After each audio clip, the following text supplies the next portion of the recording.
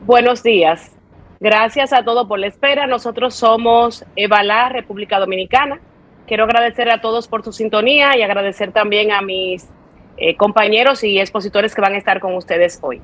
Hoy vamos a tener la exponencia de la doctora Giselle Félix, quien es médico neuroanestesiólogo, trabaja en el Hospital Darío Contreras, Evalá, República Dominicana, Comisión Europea de Enseñanza en Anestesiología, tiene una maestría en docencia y gestión universitaria en la Universidad Católica de Santo Domingo. También vamos a tener a la doctora Laura Tolentino, de aquí de República Dominicana, especialista en anestesia, analgesia y reanimación. Trabaja en el Centro de Cirugía Plástica y Lipoescultura CECILIP, docente en el Instituto Tecnológico de Santo Domingo, INTEC, y médico anestesiólogo de la Clínica Plastinet y de Mano Clinic.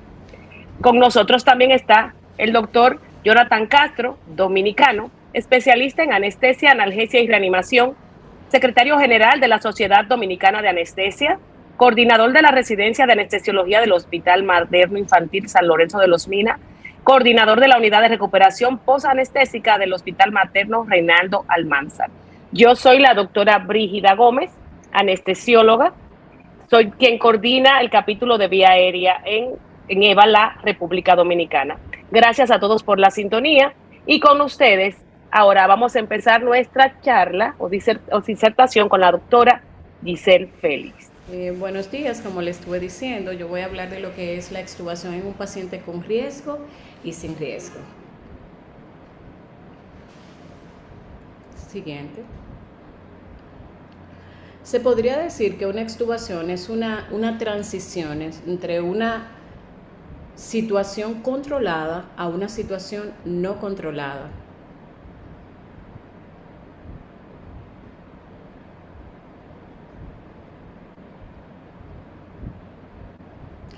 Una extubación bajo riesgo podríamos decirlo, definirla como una vía aérea normal o no complicada en el momento de la inducción, la intubación o la cirugía.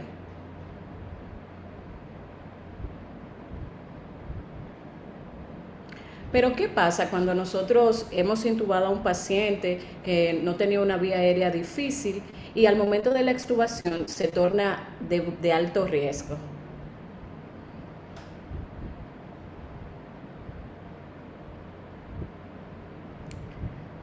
Basada en esta pregunta, he realizado una encuesta a 30 anestesiólogos, preguntándole cuáles factores podían transformar una vía aérea normal o bajo riesgo en la intubación en una vía de riesgo en la extubación.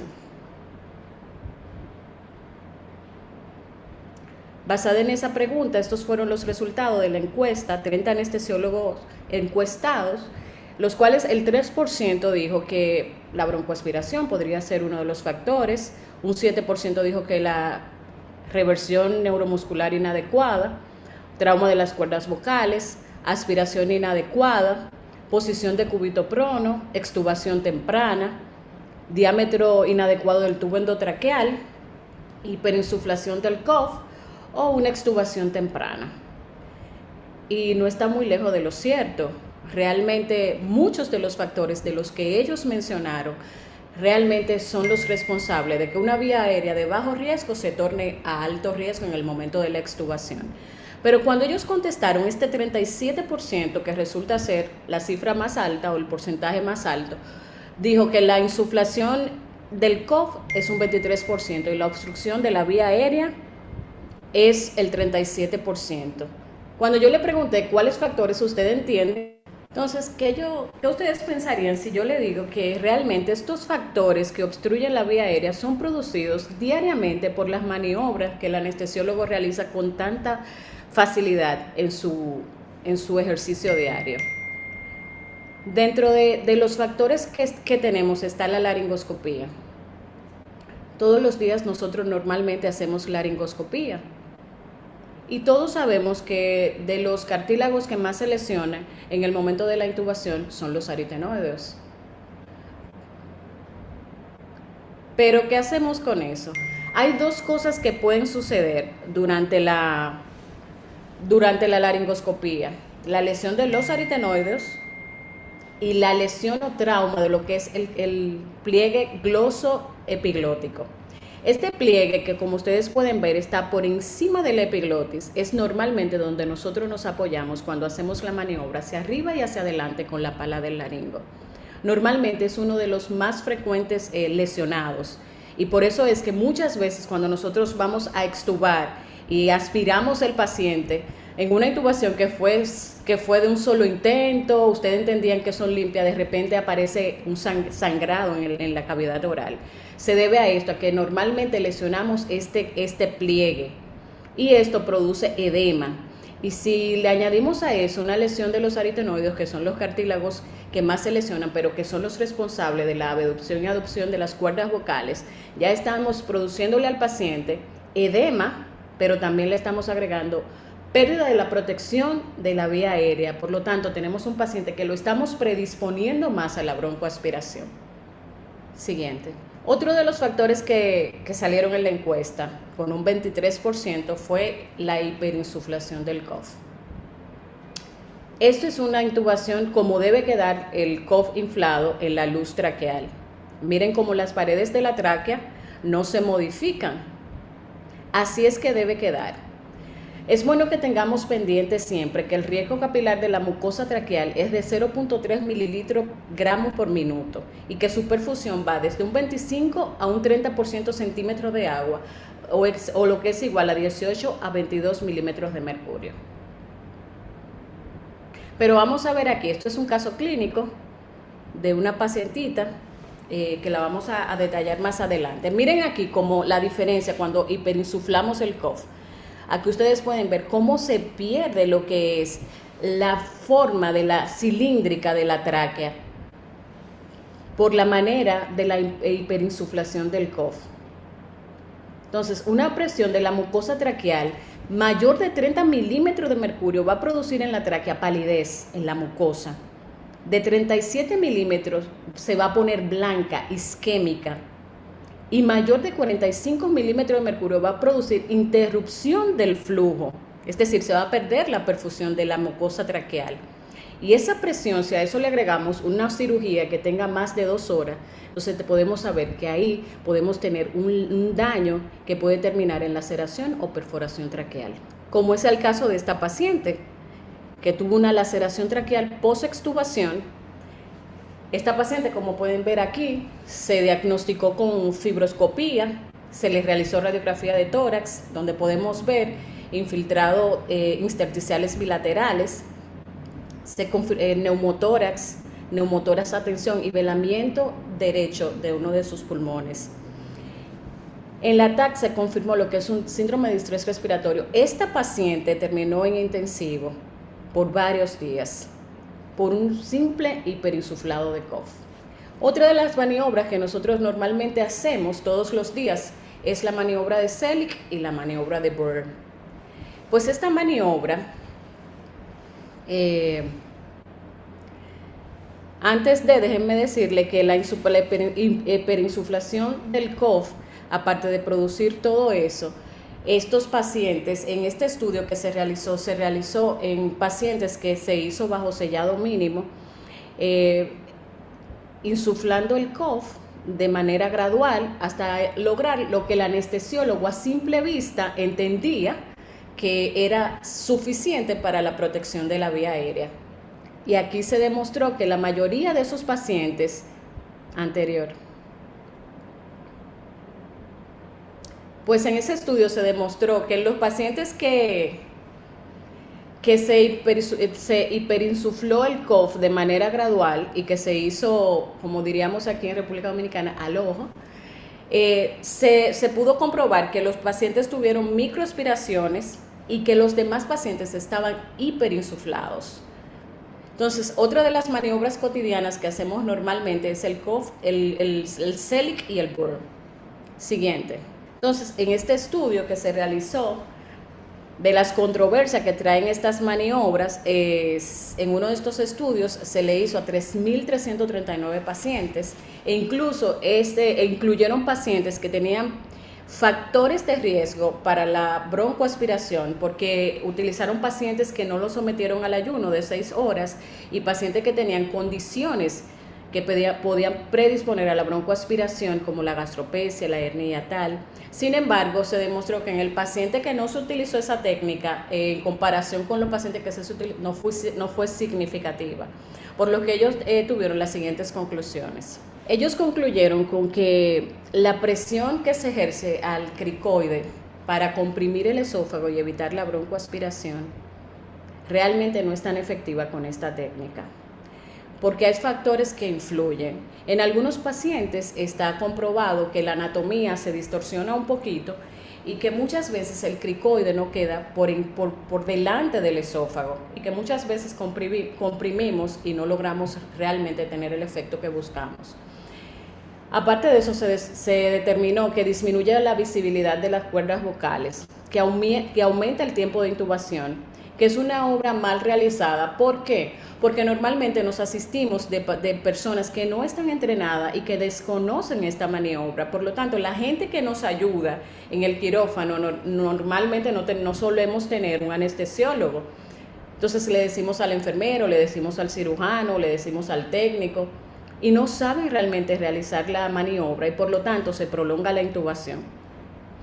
Puede inducir a náusea y vómito, moviliza la columna cervical en pacientes con trauma, aumenta la frecuencia cardíaca y la presión arterial y puede tener fractura de cartílago cricoide y ruptura del esófago.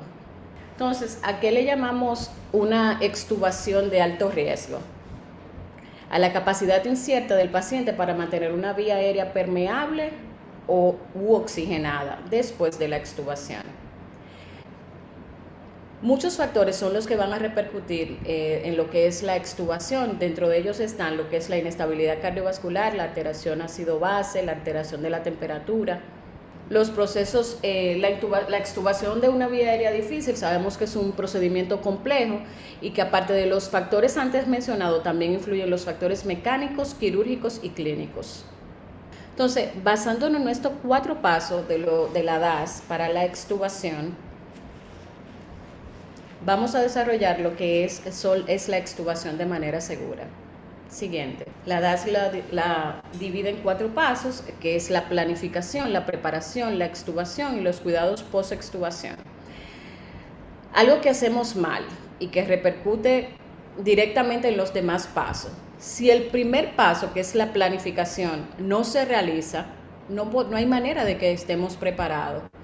Por lo tanto, vamos a tener una extubación de alto riesgo, si aparte del riesgo de que tiene el paciente ya, porque es una vía aérea difícil, tenemos el riesgo de la improvisación. Y eso suele pasar cuando no agotamos el primer paso. Y no agotar el primer paso repercute de manera positiva en lo que es el cuarto paso. ¿Por qué? Porque tendríamos un cuarto paso muy laborioso con el paciente. Entonces, ¿qué es lo que recomienda la DAS? Que debemos planificar la extubación antes de la inducción y revisar la extubación antes del paciente ser despertado o extubado. Entonces, muchas veces estos son los factores que nosotros obviamos, a veces por la confianza ya que tenemos o de que tenemos mucho tiempo la experiencia extubando. Y estos son los pasos que nosotros, independientemente del tiempo que transcurra, el tiempo que tengamos ejerciendo, el tiempo que tengamos extubando, no importa cuál sea el escenario, perdón, estos son pasos que no debemos obviar nunca y que deben ser parte siempre de nuestro protocolo.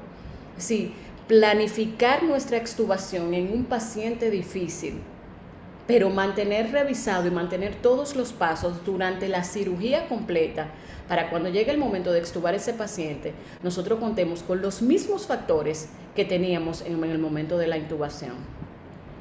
Entonces, otra cosa que debemos siempre tener, valorar los factores de riesgos generales, pero también los de la vía aérea. Dentro de los factores de riesgos generales están el SAOS, pacientes obesos o pacientes que sufran de reflujo, el acceso restringido a la vía aérea, ya sea quirúrgico, oclusión o fijación de halo en pacientes que se ha hecho ese tipo de cirugía, deterioro perioperatorio o por trauma o quirúrgico de la vía aérea y fijación de la columna cervical. Entonces, factores de la vía aérea, ¿cuáles son esos riesgos? Preguntarnos siempre, ¿fue la vía aérea normal en el momento de la intubación o fue una vía aérea de riesgo o difícil? Hubo cambios en la vía aérea. La vía aérea fue difícil en la inducción. Hubo deterioro de la misma. Hay un acceso restringido ya de la vía aérea por el tipo de cirugía o por el tipo de intubación que tuvimos. Todos esos factores juntos inducen a lo que es una extubación con un alto riesgo de complicaciones. Entonces, preparar la extubación. Hay que optimizar los factores de riesgo y tener una logística para que nuestra extubación sea exitosa. Estos son de la logística y la secuencia que te podemos hacer durante la evaluación en el momento de la extubación. La ventilación, si va a ser posible tener una ventilación con mascarilla o si se va a poder realizar nuevamente una laringoscopía directa o indirecta. Si se puede realizar el test de fuga, lo que va a evaluar el riesgo de edema que tenga el paciente en la vía aérea. Y con respecto a lo que es la vía aérea baja, tenemos que tomar en cuenta si el paciente tuvo un trauma torácico y si contamos con un plan de rescate subglótico. La prueba de fuga quizás muchos la hacen, pero le puedo decir que es una fuga bastante fácil y de mucha ayuda para nosotros en el quirófano. Es simple, valora la permeabilidad de la vía aérea con referencia al edema laríngeo y es negativa cuando la fuga de aire es mínima o nula. No se debe extubar cuando escuchamos el estridor, y es positiva cuando la fuga de aire es mayor del 15% del volumen tidal. Entonces eso nos ayuda a nosotros a decidir si extubamos o no extubamos a nuestro paciente. La prueba de la tolerancia a la respiración espontánea, mayor de 2 horas con pieza en T. Aquí podemos valorar que el fracaso de la prueba sería cuando el paciente tiene una frecuencia respiratoria mayor de 35, aumento de la frecuencia cardíaca, diaforesis, agitación y pánico, una tensión arterial sistólica menor de 80 milímetros de mercurio y una diastólica o mayor de 190 milímetros de mercurio. Y hay una alteración del estado de conciencia. Dentro de la evaluación final que podemos hacer de nuestros pacientes, está la optimización de los factores generales, adecuada succión, posición del paciente, reversión de la relajación muscular. Y en el paso 3 de la extubación, ya sabemos que la extubación es un proceso electivo. No hay prisa para extubar al paciente. Es decir, porque usted intubó al paciente, la cirugía se terminó. Si el paciente no tiene las condiciones, no hay que tener prisa y extubarlo. Entonces, eso ya de ser una situación no controlada, la extubación sí puede ser una decisión controlada del anestesiólogo. Por lo tanto, tenemos que tomar en cuenta todos los factores que ya he mencionado para nosotros decidir y hacer de la extubación un proceso electivo. En caso de que se decida extubar al paciente, debemos contar con la monitorización y el equipo de ayuda que estaba disponible en el momento de la intubación. Muchas veces tenemos una vía aérea difícil, tenemos un equipo que preparamos para que nos asista, el paciente se logró intubar, la cirugía comenzó y al momento de la extubación no tenemos nada de lo que necesitamos en la inducción. Entonces, esas son de las cosas que nosotros tenemos que tomar en cuenta.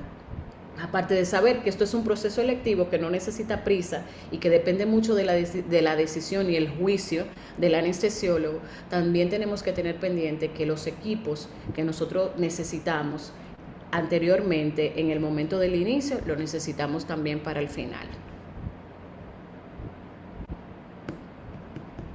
Sí. Dentro de las consideraciones está el reclutamiento. Otra de las cosas que podemos tomar en cuenta en el momento de la extubación es, si lo vamos a hacer en un paciente despierto, la maniobra de Bailey, el uso de remifentanilo y el intercambiador, así como la traqueostomía, son las consideraciones que debemos tener pendiente. La maniobra de Bailey, que realmente esta consiste en intercambiar el tubo por una máscara laríngea, permite mantener una vía aérea constantemente permeable, puede ser beneficiosa en pacientes fumadores, asmáticos y pacientes con vía aérea irritable.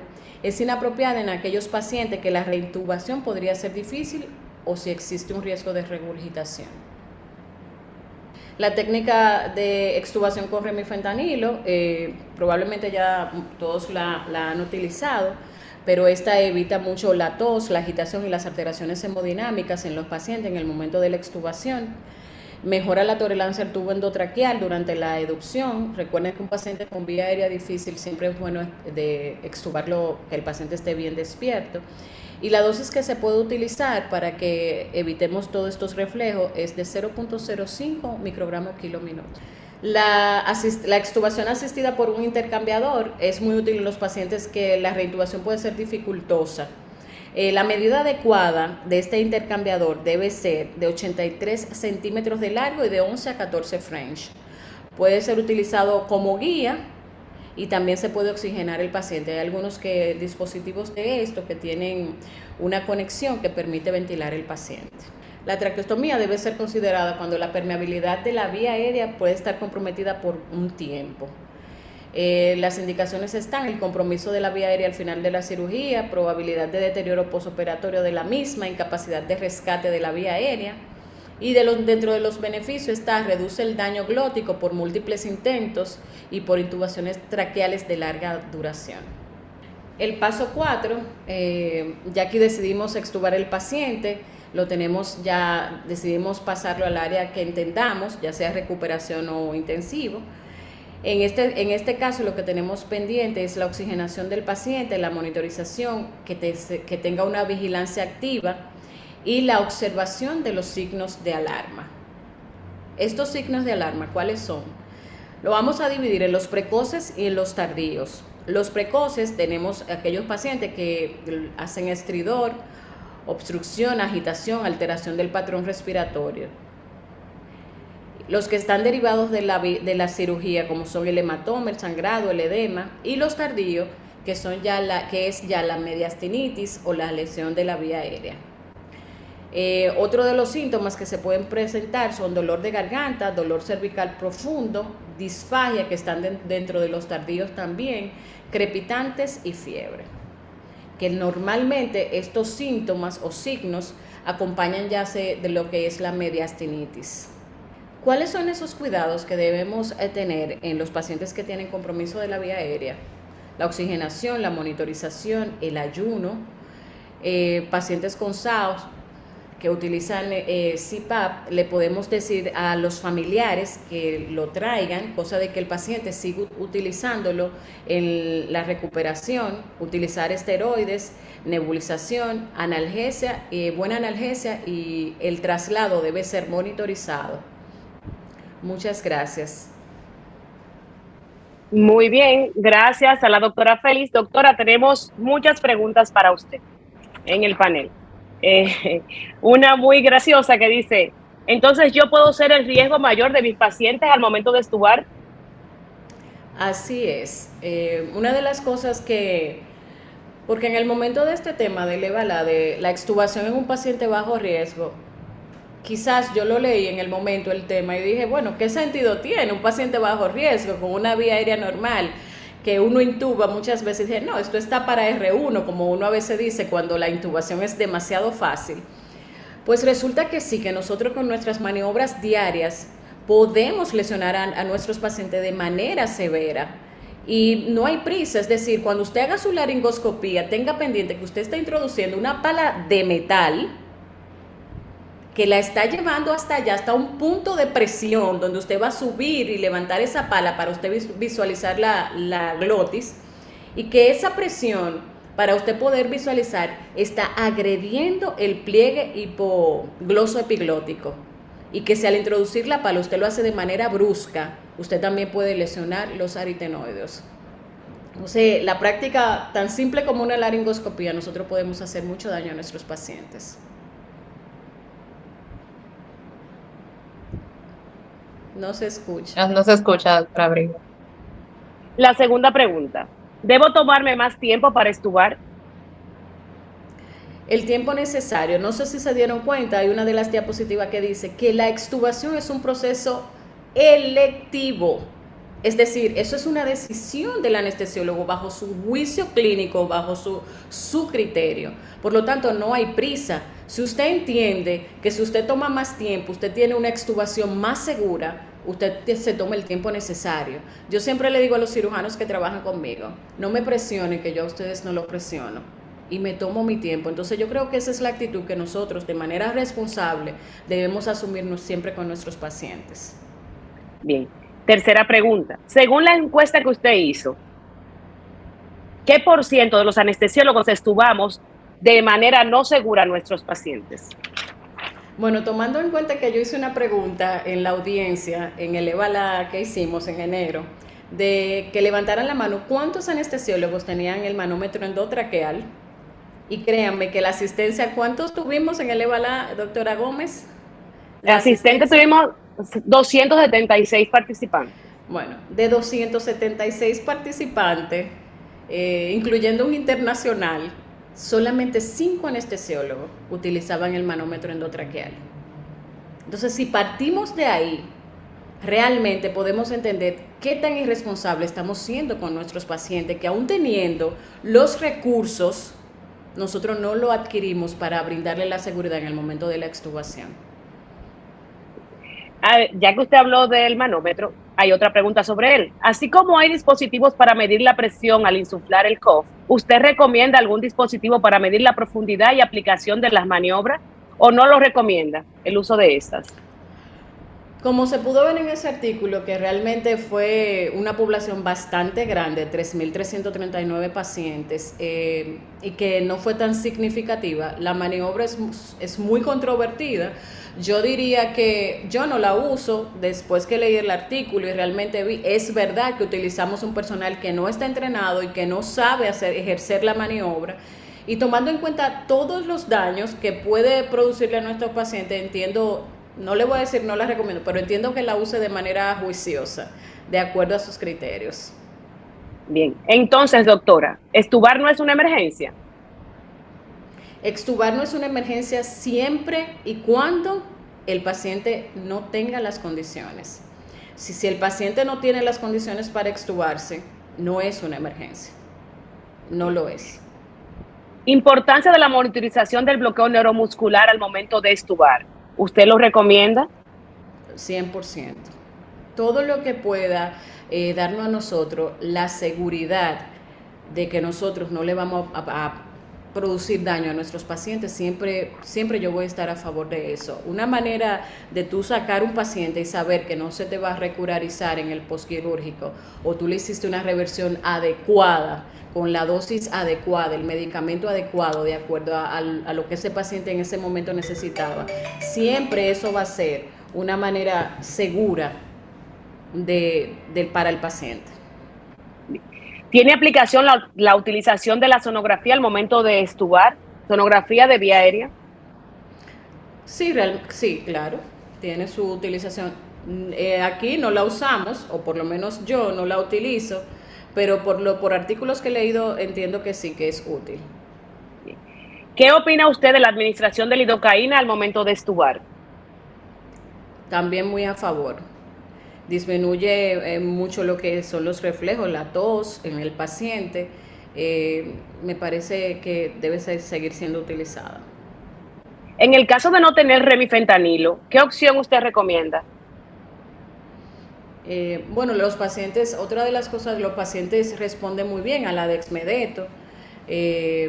Como no tiene tanta repercusión en la respiración, entiendo que una dosis baja de dexmedeto podría ayudarnos a nosotros a evaluar la extubación de nuestros pacientes respecto a la respiración y que la intubación endotraqueal no sea tan molestosa. Y si no contamos con un manómetro endotraqueal, ¿cómo podríamos asegurar un buen insuflado de manera manual? En ese estudio ellos utilizaron la insuflación gradual y lo hicieron al ojo por ciento, como diríamos aquí.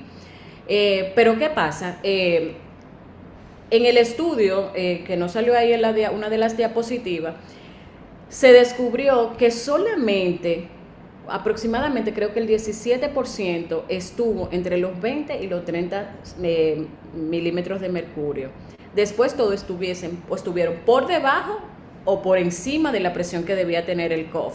Entonces, hay una jeringuilla que viene, que se utiliza, me parece que te da para probarlo utilizarlo con 20 pacientes, 20 veces me parece, que es menos costosa que el manómetro y también es muy útil para medir lo que es el insuflado. Podría investigar eso. Según lo que usted investigó, doctora, entre el Burn o el Celis, ¿llegaron a algún consenso?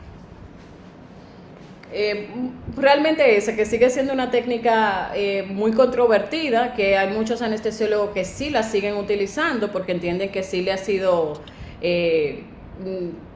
útil, pero realmente una de las cosas que siempre yo me he fijado es que cuando utilizamos un ejemplo, el burn, si no es un anestesiólogo que lo hace, yo no sé si ustedes se han fijado que ustedes no ven nada. A mí me ha pasado. Si no es un anestesiólogo que te asiste, tú terminas haciendo lo opuesto de lo que es la técnica, que es para visualizar las cuerdas, tú terminas no viendo las cuerdas. Entonces, yo creo que siempre que tengamos la asistencia de un personal que sí conoce la maniobra, puede ser útil. ¿Es recomendable, doctora, usar hidrocortisona para estubar? ¿Y cuál es la dosis y qué dosis usted utiliza en niños para estubarlos de desmedetomidina?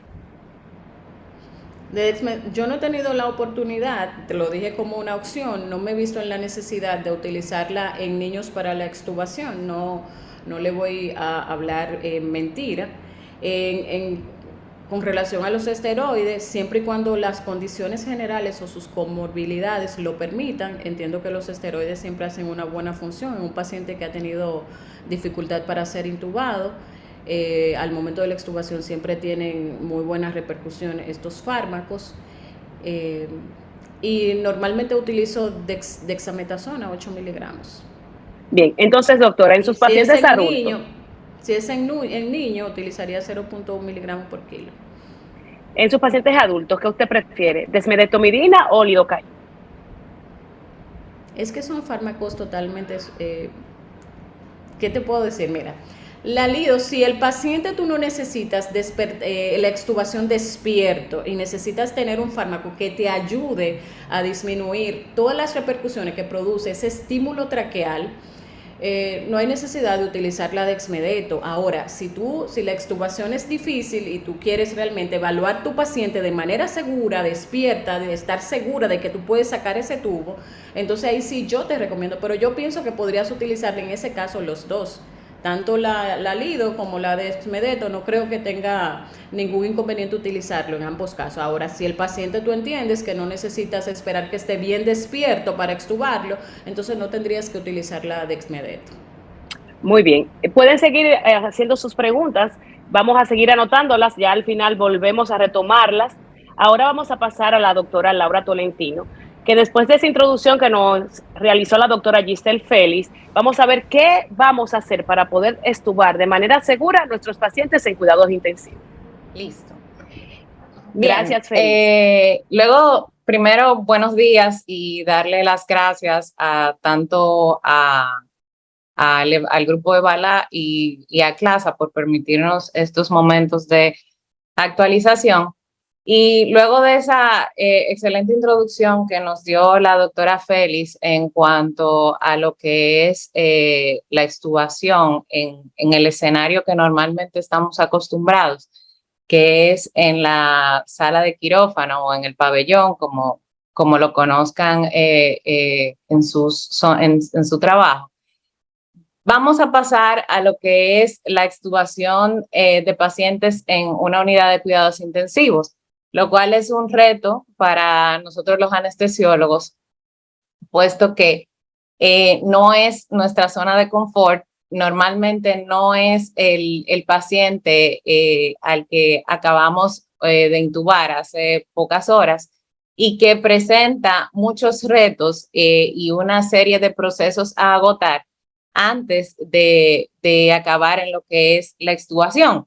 Inclusive, todavía tenemos un compás de espera para hablar de si esta extubación fue exitosa o fue una extubación fallida.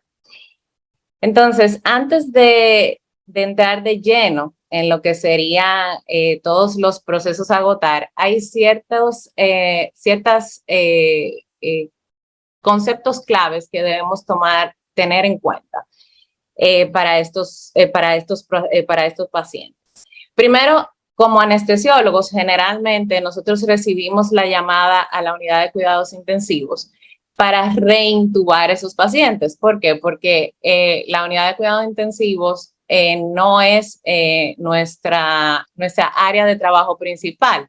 Tenemos a nuestros colegas los intensivistas y también anestesiólogos intensivistas, que es una subespecialidad de nuestra especialidad, que son los que son el protagonista principal en ella. Pero en países en vías de desarrollo como el nuestro, donde muchas veces abunda la escasez de personal, el anestesiólogo tiende a formar parte de estas unidades. Y muchas veces nosotros no nos empapamos de qué es lo que está pasando, porque simplemente acudimos a esa llamada cuando o es un paciente que se han hecho múltiples intentos y tal vez se necesita otra opinión o una mano más experta para ayuda, o cuando es el caso de que hay que reintubar un paciente luego que se autoextubó o que luego de una extubación programada, esta fue fallida. Entonces, cuando llegamos a esta área de unidad de cuidados intensivos, ¿qué es lo primero que tenemos que saber? ¿Qué es de lo que nos tenemos que empapar? Primero, de la indicación que tuvo ese paciente para estar en ventilación mecánica y qué tiempo este paciente ha estado en esa ventilación mecánica. ¿Y por qué? Porque el tiempo es una variable sumamente importante en lo que nosotros nos vamos a encontrar, tanto a la extubación o tanto en una reintubación. Así como decía la doctora Félix, normalmente todo lo que se expuso, todo lo que ella nos expuso es en sala de cirugía, donde el paciente tiene unas horas intubado. Pero ¿qué pasa con el paciente de intensivo?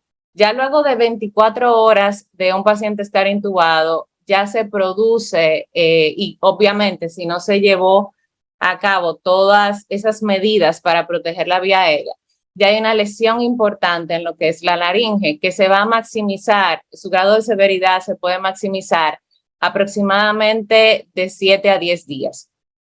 Entonces, ¿qué nosotros tenemos que tomar en cuenta?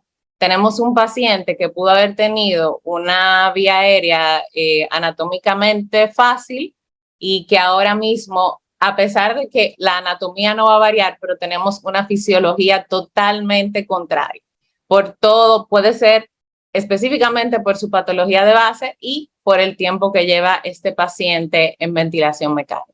Entonces, el saber las indicaciones nos va a ayudar también a poder detectar los factores de riesgo que necesitamos saber o tomar en cuenta antes de llevar a cabo lo que es una extubación en unidad de cuidado intensivo. Otra parte sumamente importante y que sin eso básicamente, o sea, esa es la herramienta esencial para lo que es la extubación en unidad de cuidados intensivos, es lo que es el destete. El destete de la ventilación mecánica. Hasta que no se agoten todos los procesos, que los vamos a ver más adelante en algunos algoritmos que se hizo en esta revisión, que encontramos en esta revisión, hasta que no se lleve a cabo el destete y sea un destete satisfactorio, no podemos programar lo que es la extubación del paciente.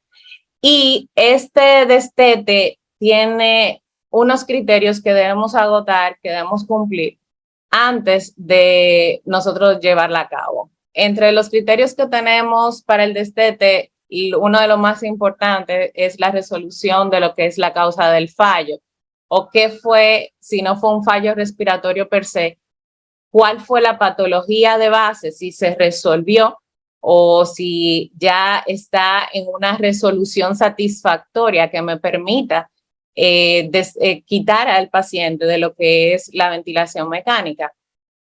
¿Por qué? Porque muchas veces no es un fallo pulmonar per se, sino otras patologías que sabemos ya de antemano, nos pueden predecir que el paciente puede caer en una falla respiratoria y entrar con la necesidad de ventilación mecánica. Otro de los criterios es asegurarnos de que haya un intercambio gaseoso adecuado, que lo podemos constatar cuando hacemos la prueba de ventilación espontánea que habló mi compañera, la doctora Félix, y que mantenga, por ejemplo, una saturación de oxígeno adecuada. Otro de los criterios que se debe cumplir es lo que es mantener una presión positiva al final de la expiración que curse de 0 a 8 centímetros de agua, idealmente menor o igual de ese número. Una fracción inspirada de oxígeno por debajo de un 40%, idealmente por debajo del 30%, que el paciente pueda mantener ese esfuerzo respiratorio espontáneo. También podemos medir los valores de volumen tidal antes y después del cambio de estos parámetros que son la FiO2 y lo que es la presión positiva al final de la expiración. Suspensión de lo que son todos los sedantes y los relajantes neuromusculares que nos pueden interferir con lo que es la salida de ese paciente del ventilador, y que el paciente mantenga los reflejos como de tos y deglución, que son también determinantes para poder extubar en sí, para esa maniobra en sí de lo que es la extubación. Otra de las cosas que muchas veces no tomamos en cuenta, porque si no le estamos dando un seguimiento desde el inicio a esos pacientes en la unidad de cuidados intensivos, es que haya una corrección de lo que es el equilibrio ácido-base.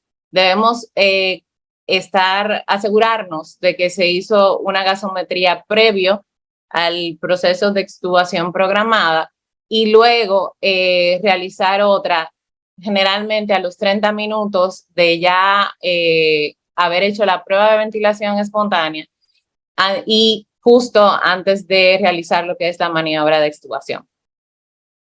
¿Qué va a pasar luego de este destete? Si fue exitoso, excelente. Vamos a ver que antes de retirar el tubo, identificar cuáles son los factores de riesgo que me podrían llevar a reintubación.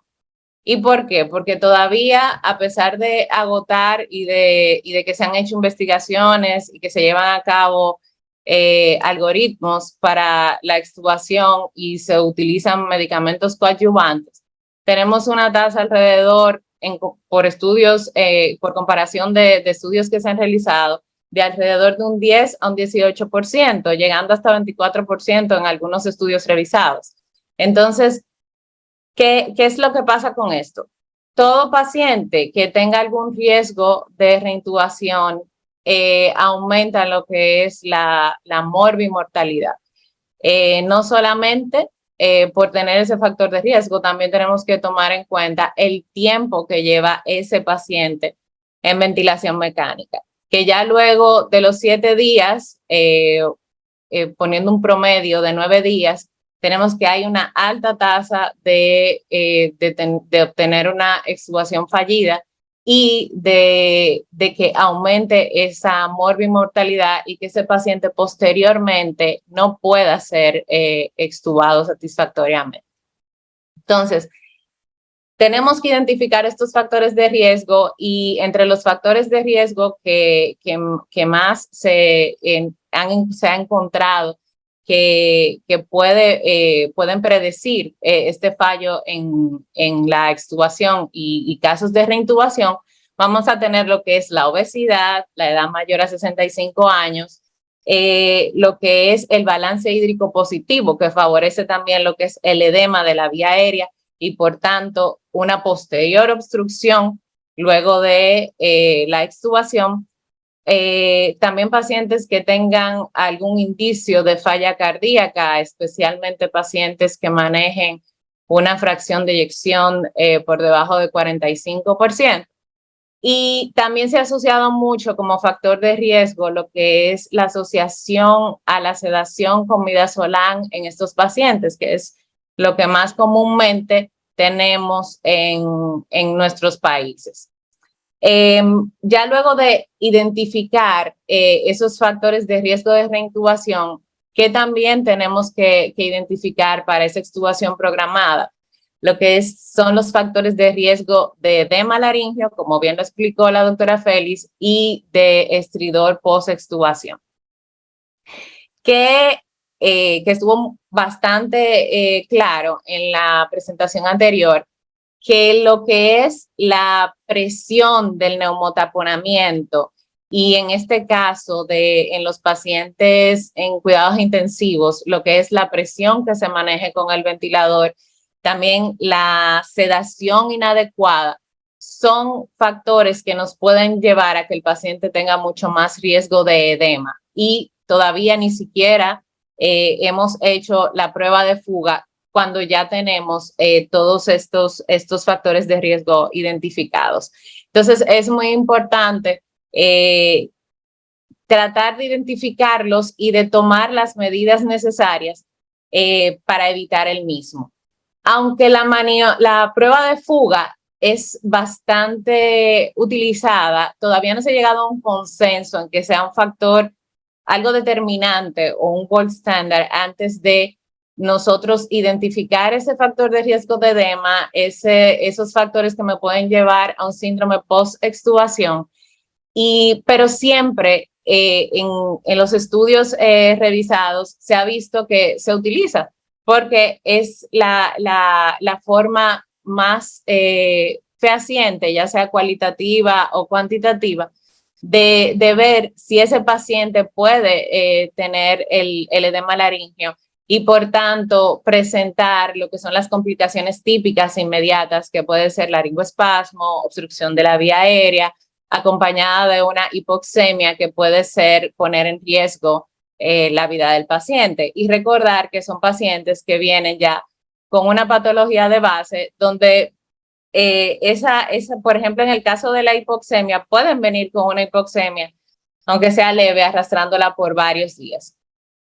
Entonces, es importante también en esta parte del riesgo de edema, saber que todo paciente que curse ya con 3 días, 72 horas en ventilación mecánica, el riesgo de edema es mayor. Es como el tiempo es un determinante sumamente importante y ya se ha demostrado que estos pacientes con esa cantidad de tiempo, con esa evolución en una unidad de cuidados intensivos, van a tener mucho mayor riesgo de tener edema o estridor laríngeo post-extubación. Conocer lo que es la prueba de fuga del neumotaponador, como fue bien explicada anteriormente, para que todos, no solamente en sala de cirugía, sino cuando seamos llamados o cuando seamos partícipes de una extubación en una unidad de cuidados intensivos, a pesar de no ser un gold standard, también saber que sí se debe hacer porque nos va a ayudar a lo que es evitar ese síndrome de post-extubación. Otra de las cosas también importantes, de los conceptos que tenemos que tener claro, es lo del manejo luego de la extubación, porque solemos trabajar solos y en una unidad de cuidados intensivos el manejo debe ser multidisciplinario. No solamente el intensivista, la enfermera, los subespecialistas de cada rama, sino también unos especialistas que siempre están ahí y que últimamente han tomado más fuerza, que son los terapistas respiratorios. ¿Por qué? Porque luego de la extubación, dependiendo de cuál sea el progreso del paciente, vamos a necesitar ese apoyo de los terapistas e inclusive en uno de los estudios revisados que lo voy a presentar más adelante, lo tienen como una maniobra ya terapéutica más que profiláctica en este tipo de pacientes. Entonces, siempre apoyarnos en lo que son estos especialistas que nos van a ayudar a que esa función ventilatoria, luego de haber estado tanto tiempo dependiente de un ventilador mecánico, sea lo más satisfactoria posible y con los mejores resultados para el paciente.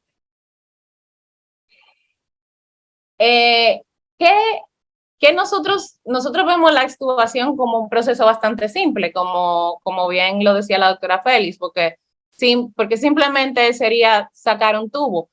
Pero ya luego de que vemos todos estos conceptos claves y en esta unidad de cuidado intensivo, todos los procesos que debemos agotar para poder llegar a lo que es una extubación exitosa, que como bien les dije al inicio, la diferencia, aparte que estamos fuera de nuestra zona de confort, es el compás de espera que tenemos que tener. ¿Por qué? Porque una extubación exitosa se considera a sí misma cuando ya han pasado 48 horas y el paciente no ha necesitado asistencia ventilatoria durante esas 48 horas. Pero tenemos que esperar esas 48 horas para saber si dentro de ese periodo el paciente no ha necesitado asistencia ventilatoria o una reintubación, que ya en ese caso estaríamos hablando de extubación fallida. Entonces, ¿qué otras cosas, como les dije anteriormente, qué otras herramientas tenemos para apoyarnos y ayudar a que esa extubación sea totalmente exitosa? Tenemos medicamentos coadyuvantes, como son los esteroides. Pero ¿qué pasa? No se ha investigado mucho acerca de esto. Encontré este artículo publicado en la Revista Mexicana de Medicina Crítica del 2019, la cual me sentí muy complacida porque conozco a uno de los autores y tuve la oportunidad de compartir con él y es realmente excelente, el doctor Rodríguez. Y ellos hacen una revisión y hacen un estudio comparativo, vamos a decir, entre los dos más grandes estudios que se han hecho sobre el uso de esteroides en la unidad de cuidados intensivos para prevenir lo que es el edema, el estridor post-extubación y lo que es todo el complejo de un síndrome post-extubación. Y estos estudios, fíjense, tienen se realizó el primero en 1992, como se puede ver acá, y que fue Darmon que lo realizó, y luego tenemos el estudio de François en el 2007, donde ellos hacen la comparación, este grupo del 92 con lo que fue la dexametasona, y François con lo que fue la metilprednisolona. Entonces, de ahí sale la sugerencia en los algoritmos de utilizar una u otra, ya con un criterio de dosificación específico para cada una según sus características. Por ejemplo, en el estudio Darmon en el 92, algo muy importante, una de las diferencias, es que utilizan dexametasona y utilizan una dosis de 8 miligramos una hora antes de lo que sería esa extubación programada. A diferencia del estudio del 2007 de François, donde utilizan metilprednisolona, dosis de 20 miligramos endovenoso, y lo comienzan a utilizar normalmente 12 horas antes de lo que es esa extubación programada, con intervalos de 4 horas las dosis, para completar un esquema al final de 80 miligramos, siendo la última dosis aplicada justo antes de la maniobra de extubación y de haber agotado lo que es la prueba de fugas y la prueba de ventilación espontánea.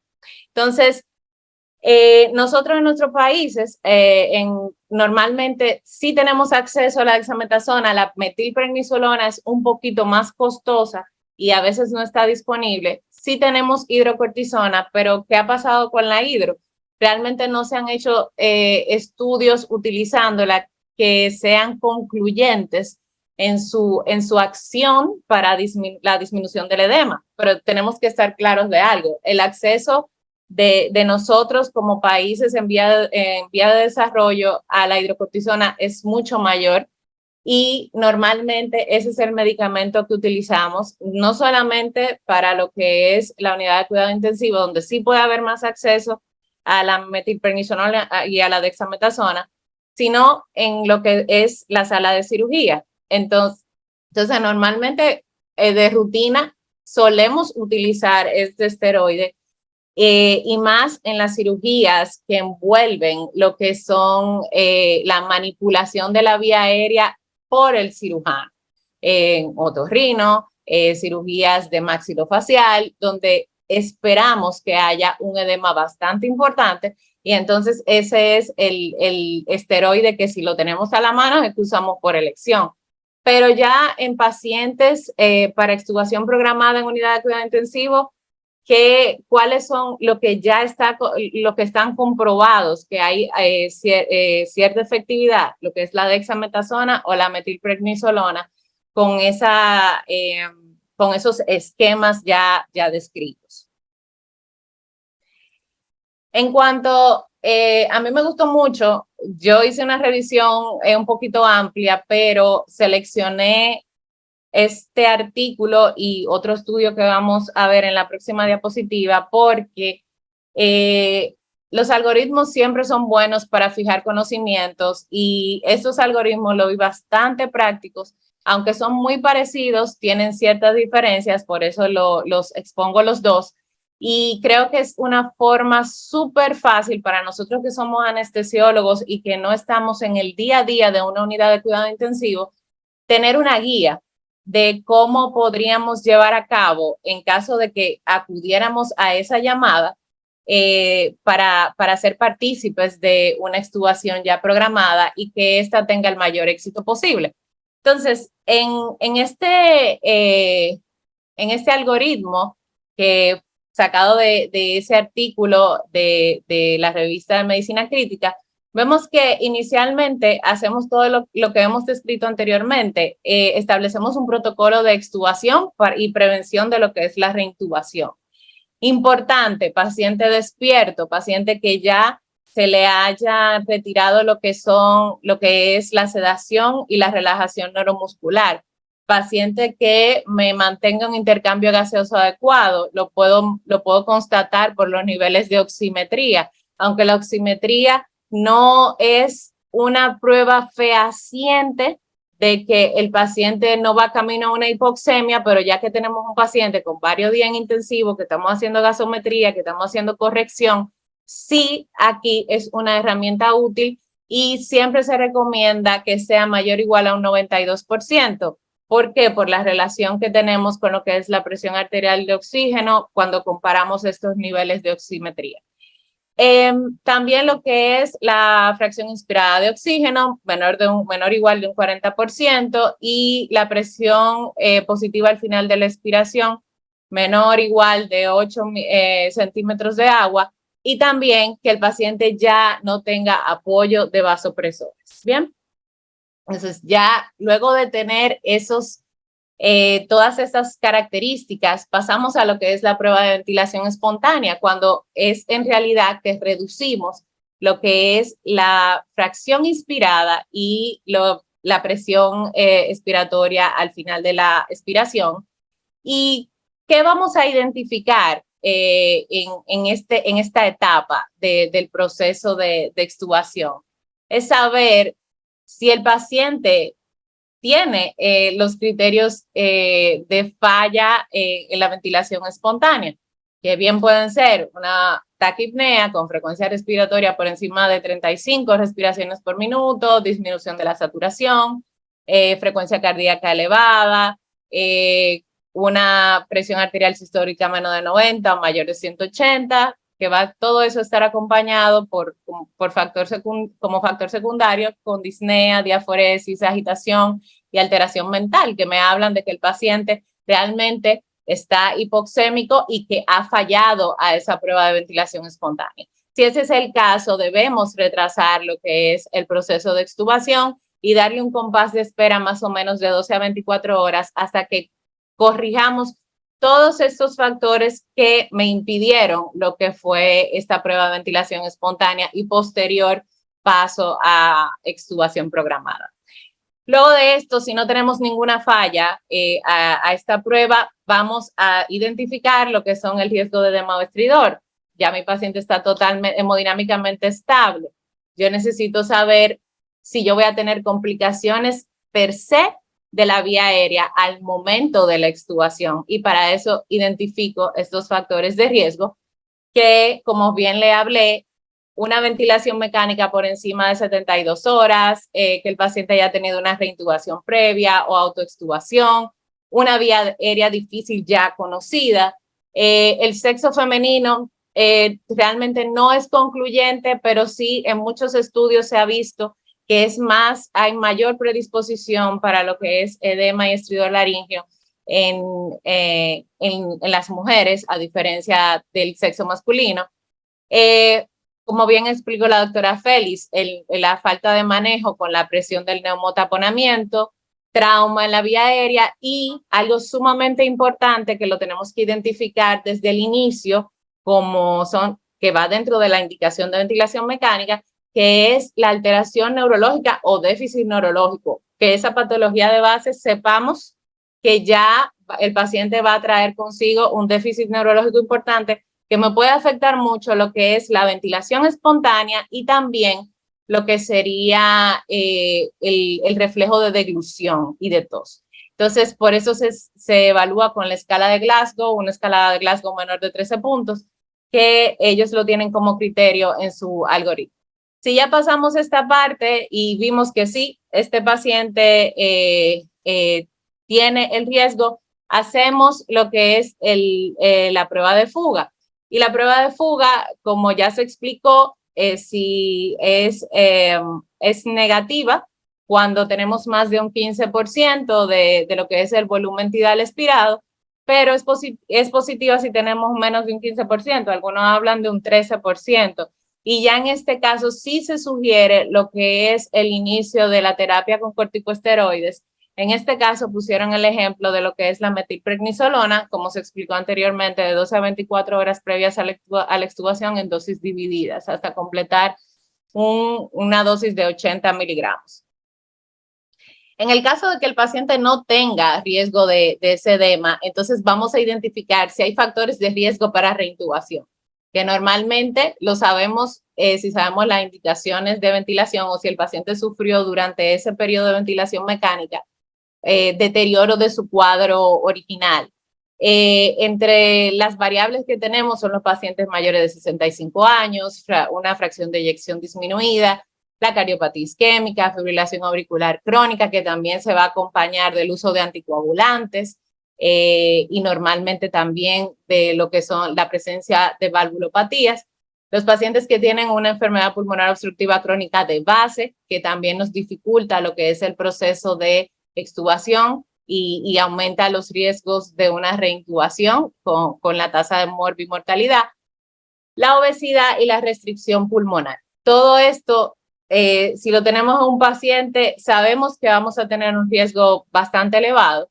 Y si luego de que identificamos algún riesgo de esto, lo que procede es que no es que se va a retardar lo que es la extubación, pero sí se aconseja como medida profiláctica y terapéutica a la vez, lo que es que luego de la extubación se maneje con ventilación mecánica no invasiva, con una presión de soporte de alrededor de 8 centímetros de agua, una PIP de más o menos 5 por 24 horas.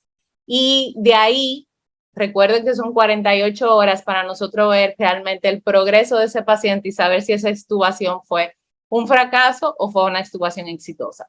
En el caso de no tener factores de riesgo de reintubación, simplemente se aconseja lo que son las cánulas nasales de alto flujo, manteniendo flujos de 30 litros por minuto con una FiO2 igual a 40% por 24 horas, y generalmente estos pacientes que cursan sin factores de riesgo normalmente salen a una extubación exitosa sin riesgo de reintubación.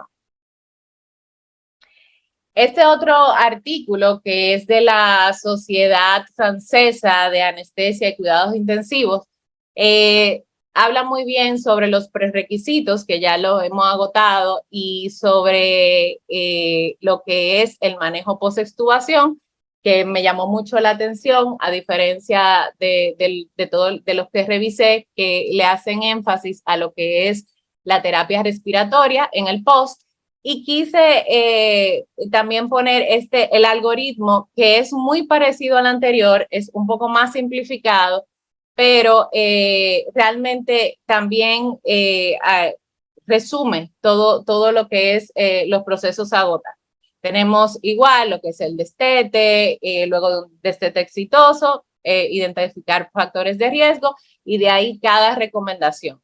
Inclusive algo muy bueno que tiene es que luego de que ya hemos descartado todo y que si vamos a proceder a la extubación, nos explica que hay que hablar con el paciente. Es un paciente que tenemos despierto, intubado, con una vía aérea artificial, y hay que explicarle el procedimiento, idealmente que sea en posición sentada, a hacer una buena aspiración de lo que es la cavidad oral, evitar lo que es la succión traqueal, para evitar lo que puede ser un posterior laringoespasmo o agravar o que el paciente presente lo que es edema de la mucosa, evitar la preoxigenación y luego, fíjense cómo de manera bastante resumida y bastante práctica, luego de la extubación nos recomiendan, dependiendo si identificamos factores bajo riesgo para lo que es reintubación, lo que son las cánulas de alto flujo, y de lo contrario, lo que es la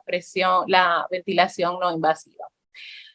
Yo quise antes traerles un video que cuando lo observen, obviamente ese video vino a raíz de lo que es la pandemia, por todas las características que van a ver. Es un video bastante corto, pero que me gustó mucho porque expone de una manera breve este proceso de extubación en los pacientes en la unidad de cuidados intensivos. Entonces, por favor, aquí que me apoyen en cuanto a la presentación del mismo. Si el paciente tolera la prueba de ventilación espontánea y se encuentra intubado, se debe evaluar la retirada del tubo orotraqueal. Para evaluar la retirada del tubo orotraqueal se considerarán las siguientes variables relacionadas con la protección de la vía aérea.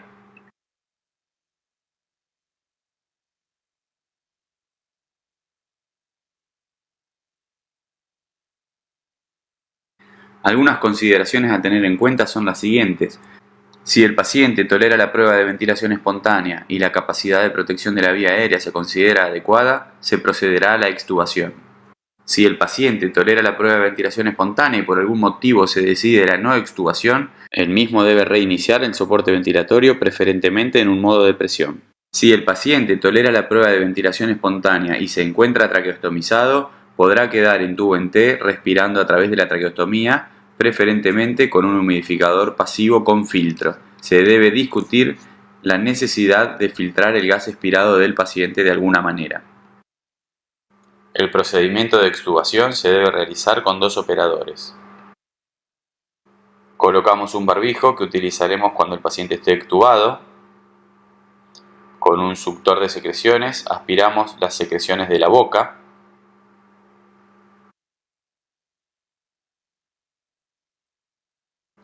Se recomienda que el segundo operador sostenga las manos del paciente. Se debe colocar al ventilador en modo stand-by para impedir la aerosolización. Se debe desinflar el balón de neumotaponamiento. Se quita la sujeción y se procede a la extubación.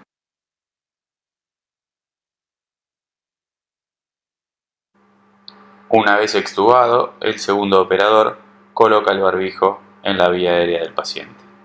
Si el paciente necesita oxígeno suplementario, sería recomendable utilizar un barbijo por encima del dispositivo. Entonces, aquí vimos básicamente un resumen de todo este procedimiento que se agotó. Específicamente, bueno, no vimos el destete, pero obviamente previo a esta maniobra se realizó un destete adecuado para proceder a lo que es la maniobra. Y recordar que luego de esta intervención tenemos que dar un compás de espera de 48 horas para asegurarnos de que esto fue una extubación exitosa o una extubación fallida. Recordar que aunque no somos los protagonistas siempre en unidad de cuidados intensivos, debemos saber el manejo, porque la vía aérea inicialmente es del manejo del anestesiólogo y nosotros años atrás sí teníamos lo que era el manejo de las unidades de cuidado intensivo.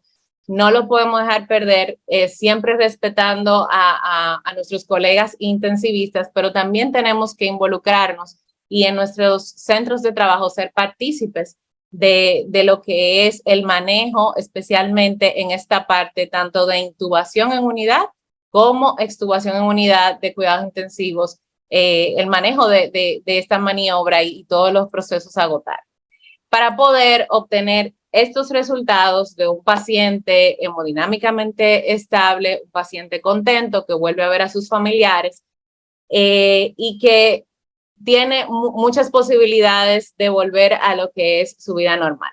Para todo esto, para poder conseguir todo este resultado, debemos prepararnos y constar con estos momentos de actualización y contar con la ayuda de todos los que a nuestro alrededor son partícipes de nosotros seguir creciendo y actualizándonos en cada una de nuestras áreas. Entonces, muchas gracias a CLASA y al grupo EVALA por permitirme la intervención. Bien, muchas gracias a la doctora Tolentino. Hay muchas preguntas para ti, Tolentino, también, incluyendo ¿en qué momento se puede utilizar la desmedetomidina para extubar en intensivo o la lidocaína? Son parecidas a las preguntas normales, pero esta vez tomando en cuenta el tiempo que tienen estos pacientes ya intubados. Bien, miren, lo importante del uso de la dexmedetomidina, que fue inicialmente el uso que se le dio al fármaco, es específicamente lo que era preparar por todas las características que tiene el fármaco, preparar al paciente para el destete en intensivo. Entonces, sí, en algunas unidades de cuidado intensivo sí se utiliza. Realmente en donde he elaborado no hay el alcance siempre para utilizarla, pero sí fue una de las principales recomendaciones y por esa razón también se utilizaba por un periodo de 24 horas, donde nos acompañamos también de lo que es la evaluación, identificación de factores de riesgo y de utilización de coadyuvantes como la terapia de corticosteroides, porque la dexmedeto nos permite que el paciente tenga un nivel de conciencia mayor, que no lo tenemos, por ejemplo, con otros fármacos como son la benzodiazepina, que es lo que más utilizamos por un factor de costos, en estas unidades para llevar a cabo ese procedimiento de extubación. En cuanto a la lidocaína, básicamente se utilizaría para lo que es atenuar los efectos a la manipulación de la vía aérea en sí. Pero realmente no encontré ningún estudio que soporte su uso para pacientes en intensivo. Al igual que tampoco encontré ninguno con el uso de desmedeto, pero sí es importante que volvamos a recordar que esa fue su indicación inicial. Bien. ¿Y qué tan efectivo es el uso de propofol de 0.5 a 1 miligramo por kilo para extubar en UCI? Sí, en la revisión que encontré un estudio donde ellos hacían la comparación, fue en una unidad de cuidados intensivos en la Ciudad de México, donde sí ellos vieron mucho más efectividad en la utilización de propofol al momento de evaluar si la extubación fue exitosa o fallida, comparándolo con el uso de midazolam. Obviamente también por las características, vida media de los fármacos. Pero igualmente también, aunque ellos no explican la forma en que se utilizó, ni por el tiempo que se utilizó, no puedo decir si fue un uso prolongado, porque ahí habrían otras variables que tenemos que tomar en cuenta, como es esa infusión de propofol prolongada que también nos lleva a otras complicaciones en el paciente. Entonces, aunque en el estudio no mencionaba exactamente cómo se utilizó, entiendo que puede ser la retirada de la benzodiazepina y seguida como con el propofol por un corto periodo de tiempo, que sí les garantizó que hubo un mejor progreso, una mejor salida del paciente de lo que es la extubación y obtener una extubación satisfactoria. Muy bien, entonces como la doctora Félix dijo anteriormente que debemos estar preparados, en UCI igual debemos de mantener nuestra mesa lista por si tenemos que reintubar nuevamente y cuáles serían los medicamentos a elegir. Bueno, no se supone que el paciente que va a hacer donde se le va a realizar una extubación programada, ya está fuera de medicamentos porque necesitamos que todos sus reflejos estén intactos. Por eso se suspende tanto relajación neuromuscular, que debe ser monitorizada, como también el uso de sedantes, y también que el paciente esté hemodinámicamente estable y que permanezca estable durante toda la prueba de ventilación espontánea. Eso quiere decir que el paciente no esté con apoyo de vasopresores. Claro, sí tenemos que tener todos los medicamentos a la mano en caso de que haya alguna complicación durante la extubación, donde ocurra inestabilidad hemodinámica, y sean los medicamentos que nos rescaten al paciente al instante. Pero entre las principales complicaciones que podemos tener van más relacionadas a lo que es la vía aérea, que puede ser la laringoespasmo, puede ser también la obstrucción de la vía aérea por el edema, acompañada obviamente de hipoxemia secundaria. Pero sí debemos tenerlo a la mano. La doctora Félix quiere hacer un aporte ahora mismo a tu conferencia. Si le pueden dar paso a la doctora Félix, por favor. Sí, algo que yo quería aportar respecto a Laura, a lo que Laura está diciendo en cuidado intensivo, que el uso del manómetro no solo también es muy importante en los pacientes intensivos. ¿Por qué? Porque muchas veces esos pacientes no lo intuba una persona específica, es decir, no sabe a cuánto le insuflaron el cough, ni al momento de la activación no sabe a qué presión ese paciente estuvo, ese cough, todo ese tiempo que estuvo intubado. Entonces, una manera también de comprobar la insuflación del cough en el cuidado intensivo es tener el manómetro. Si cuando usted tenga el manómetro, al momento de usted decida extubar el paciente, si tiene las condiciones, usted puede medir la presión a la que estuvo sometido ese paciente con la insuflación del cough, utilizando el manómetro, y usted sabe si el paciente puede tener una complicación post-extubación derivada del tubo endotraqueal. Es decir, que el manómetro realmente es un recurso muy importante para el anestesiólogo. Bien, no se me vayan las dos. Tengo una pregunta para las dos aquí en el panel. Dice, en un paciente que se ha realizado múltiples intentos de intubación por varios operadores y donde se ha producido ya un edema, ¿cuál es la conducta a extubar, tanto en intensivo como en el quirófano? Repite la pregunta, que te escuché entrecortada. En un paciente que se ha tratado de intubar en varias ocasiones por varios operadores, por ende ya tiene edema en todo lo que es la vía aérea, ¿cuál es la conducta para extubarlo? Tanto en intensivo, o sea, pasó a intensivo por X razón, o porque ya terminamos la cirugía y sí se puede hacer en el quirófano. Es para las dos la pregunta.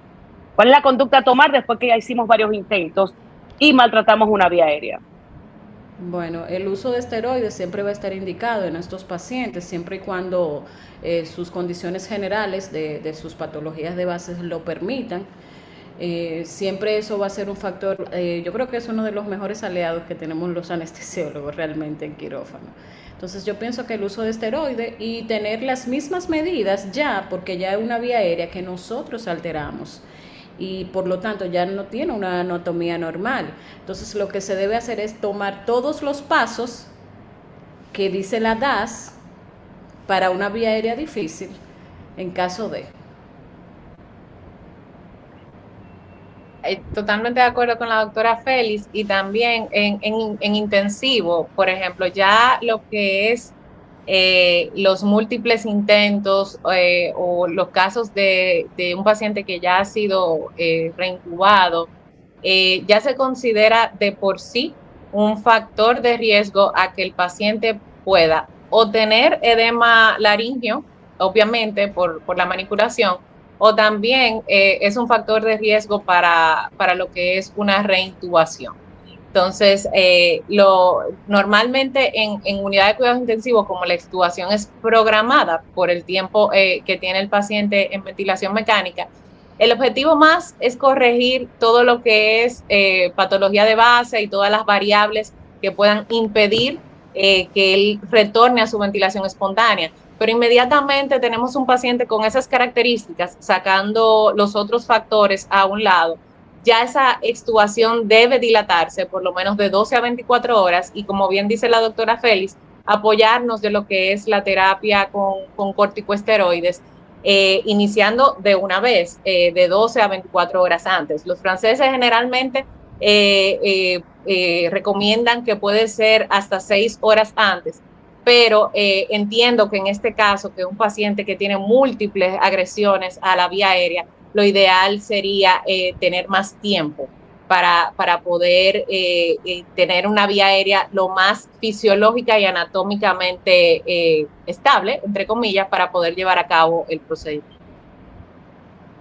Muy bien, vamos a continuar con las preguntas al final porque todavía nos falta un conferencista.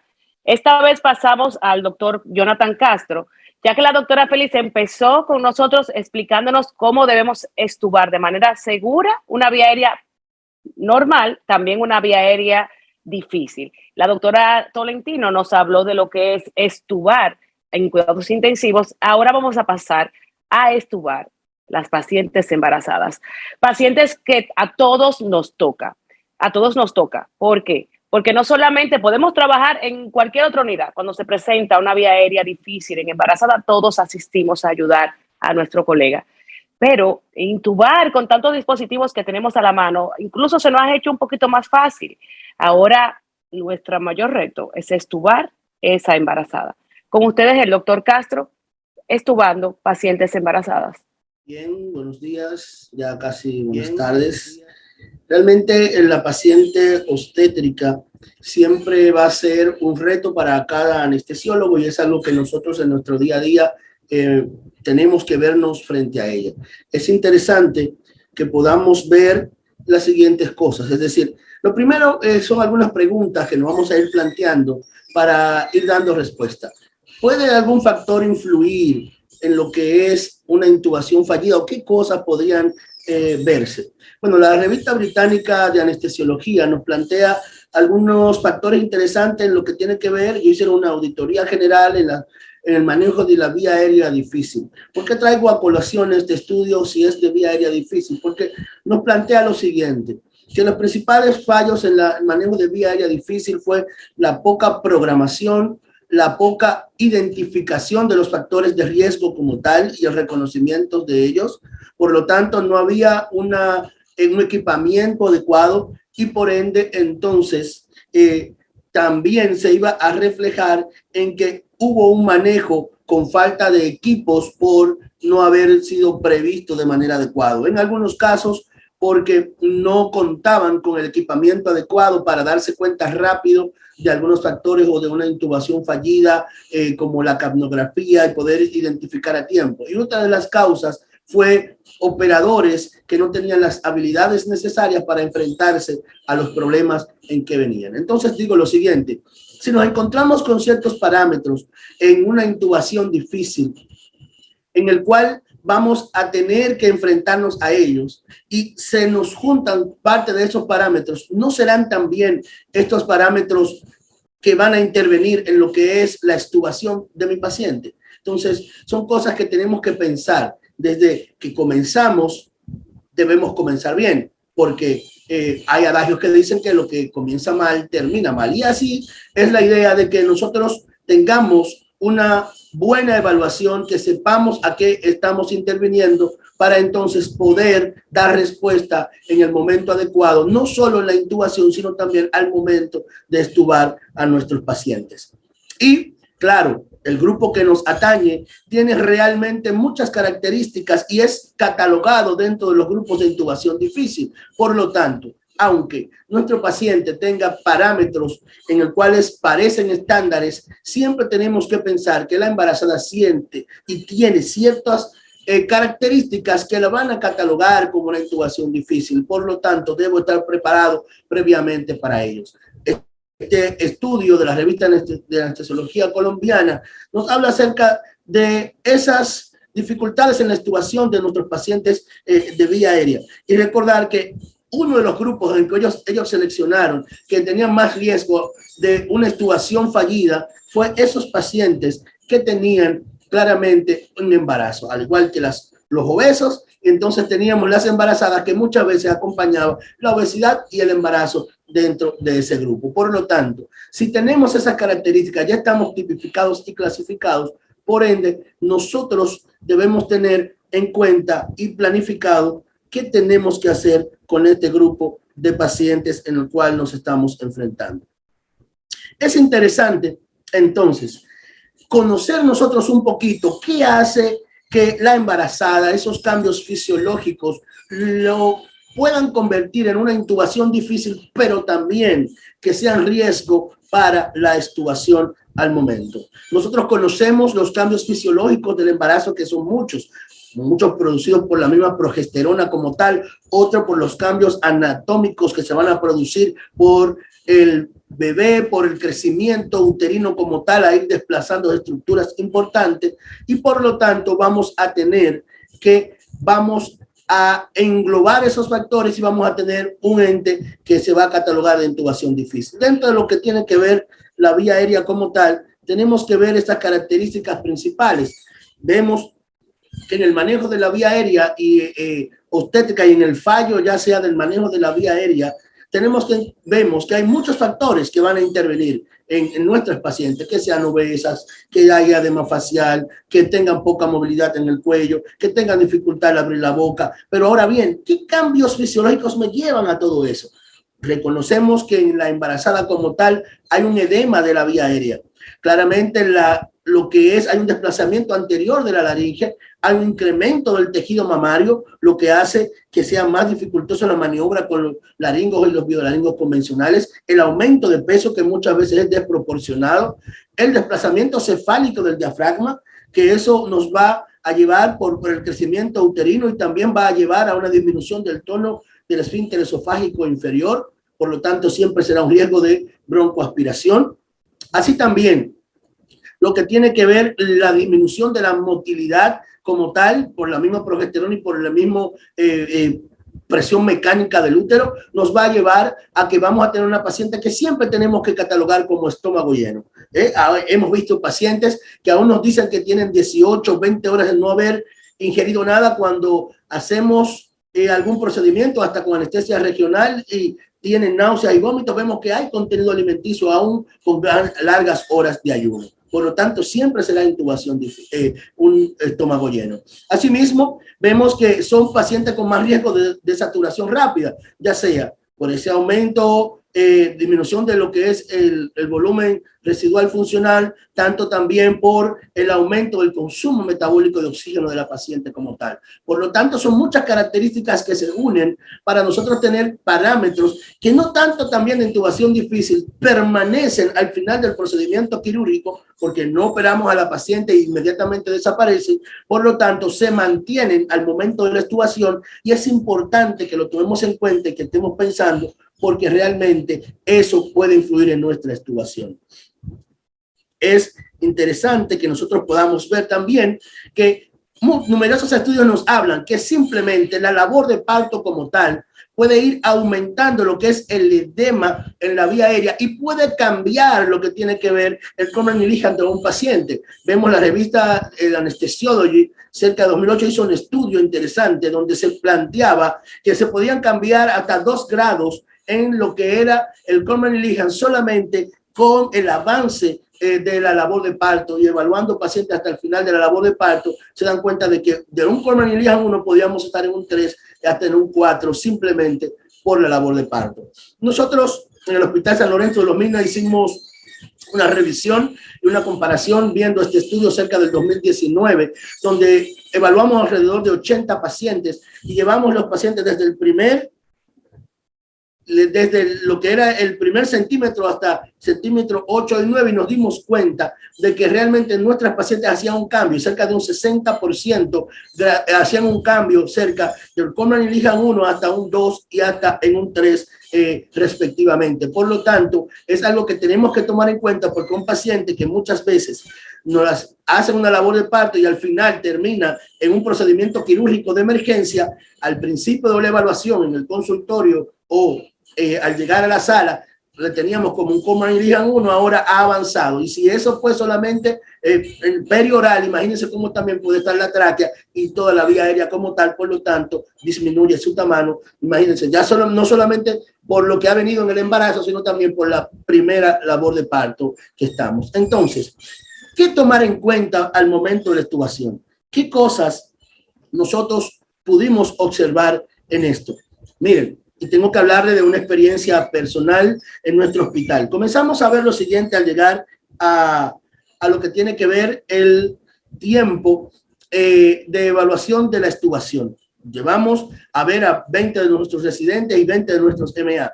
Y comenzamos a ver lo siguiente, a las conclusiones que pudieran resultar alarmosas. 80% no tenía un plan de extubación. Cuando le preguntamos qué va a hacer con esta embarazada, aún se hayan hecho 2 o 3 intentos, no había un plan per se para una extubación. Déjenme decirle que el 60% no tenía en cuenta los parámetros totales para extubar a los pacientes. Les preguntábamos qué tenían que hacer o cuáles eran parámetros que iban a tomar en cuenta y simplemente con que ventilara, con que mantuviera la oxigenación en un 95%, ya era parámetros para extubar. Imagínense ustedes lo que podría presentarse en una extubación. Cerca del 74% no tenía los materiales adecuados y ahí pudimos ver lo siguiente. Muchos solamente contaban o con el laringo o con la cánula de succión, pero muchos no contaban con otro método alterno por si acaso habría que intervenir otra vez la vía aérea. Es más, tengo que confesar, muchos habían mandado a lavar el laringoscopio con la asistente o con la enfermera o con el otro residente y por lo tanto a veces no contaban con el laringoscopio dentro del quirófano. Porque son cosas que a veces se nos pasan porque creemos que la extubación es un procedimiento sencillo o muchas veces ni lo catalogamos como un procedimiento. El 90% entendía que podía extubar solo, no necesitaba un compañero, no necesitaba alguien, aún el paciente haya pasado por un proceso de varios intentos de intubación.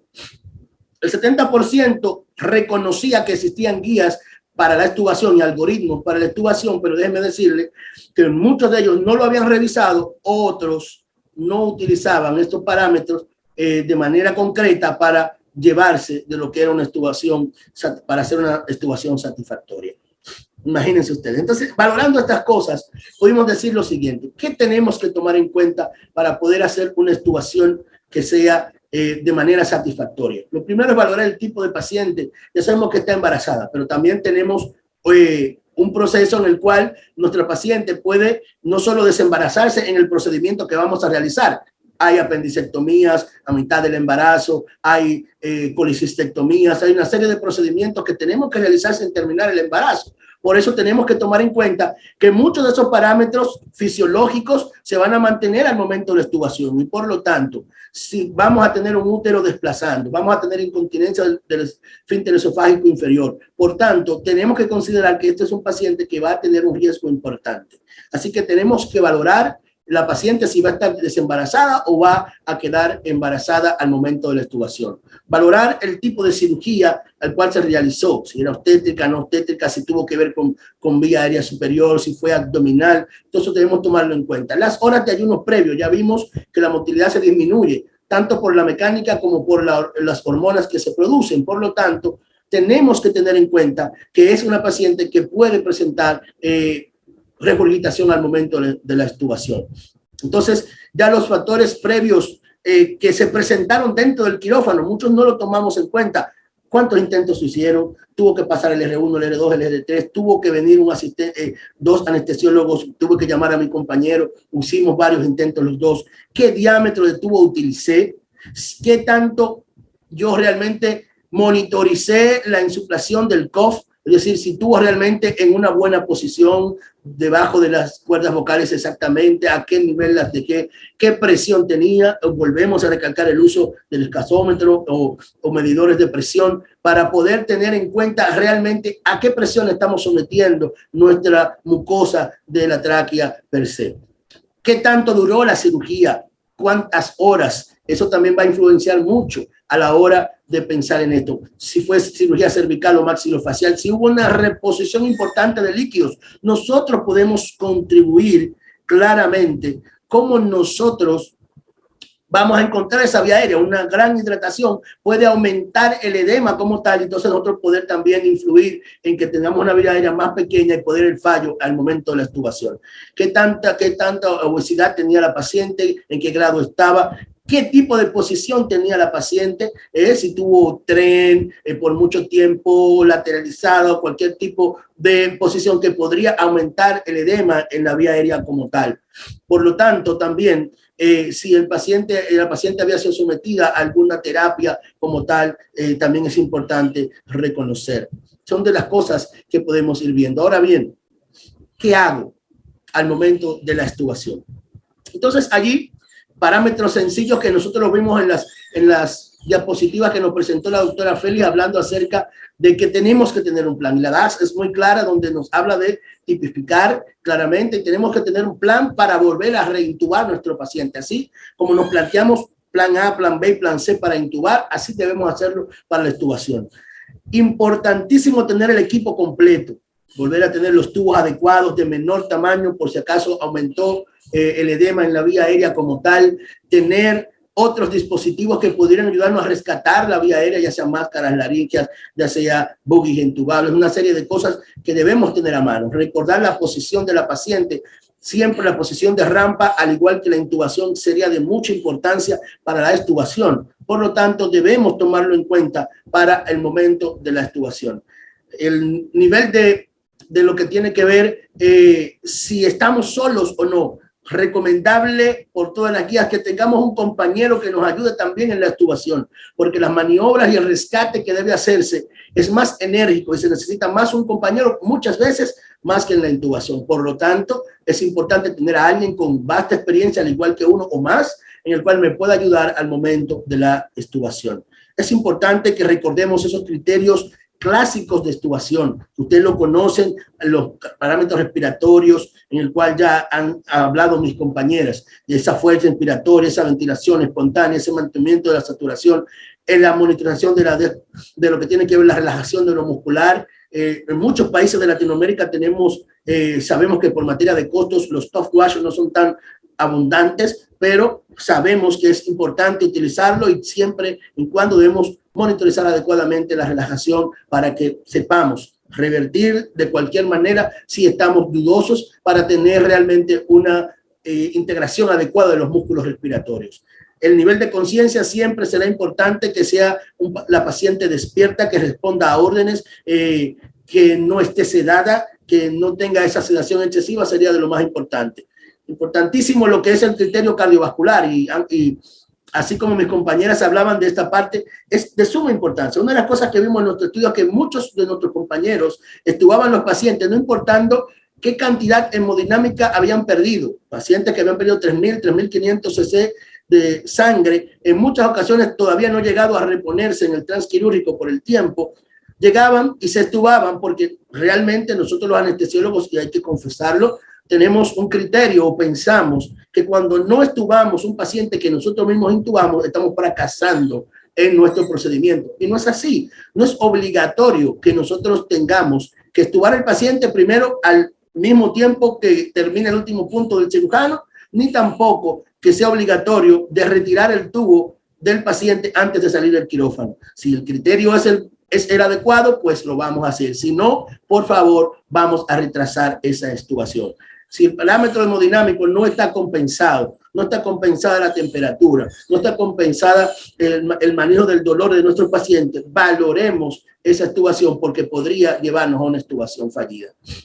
Claramente, en lo que es dolor, lo que es temperatura, va a ser de mucha importancia y muchas veces nosotros no tomamos el renglón adecuado para eso.